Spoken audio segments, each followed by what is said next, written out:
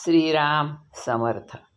सद्गुरू श्री ब्रह्मचैतन्य गोंदवलेकर महाराज यांचं प्रवचन. 4 जून. परमार्थात अभिमान आड येतो.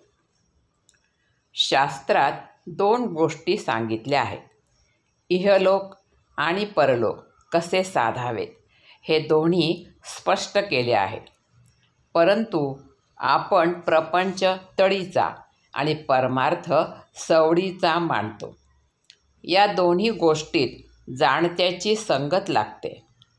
परलोक साधून देणाऱ्याला सद्गुरू म्हणतात. जो मनुष्य आपल्याला कळत नाही हे कबूल करतो त्यालाच सद्गुरूकडे जाण्याचा रस्ता मोकळा होतो. आपण भगवंताला शरण जात नाही, कारण आपला अभिमानच या शरण जाण्याच्या आड येतो. गंमत अशी की व्यवहारातसुद्धा आम्ही अभिमान सोडून ज्याला जे समजते त्याच्याकडे जातो. इहलोक अनुभवाचा आणि परलोक अनुमानाचा अशी आपली कल्पना असते. पण इहलोकाचा अनुभव दुःखाचा येतो तरी तो आम्ही सोडत नाही. मग परमार्थाचा अनुभव नाही म्हणून मी तो करीत नाही हे म्हणणे लबाडीचे आहे.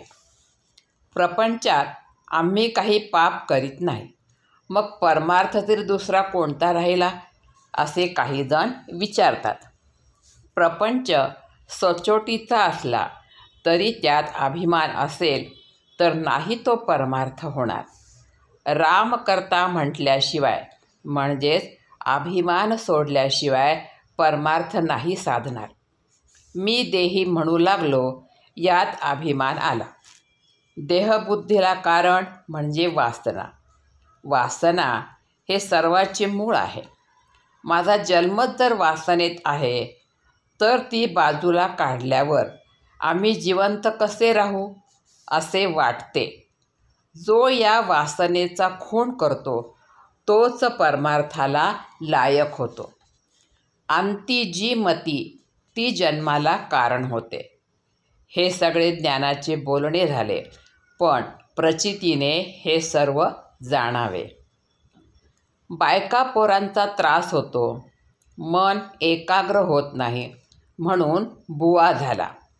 मठ केला, लोक येऊ लागले. त्यांना जेवायला घालण्याकरता भिक्षा आणू लागला. पण भगवंत सर्वांना खायला घालतो हे विसरला. छप्पर गळू लागले, ते नीट करण्याचीच काळजी करू लागला. मग घरादारांनी काय केले?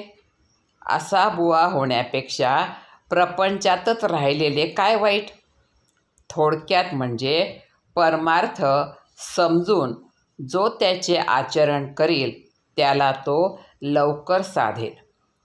त्या माणसाला प्रपंच सोडून जायचे कारणच उरणार नाही.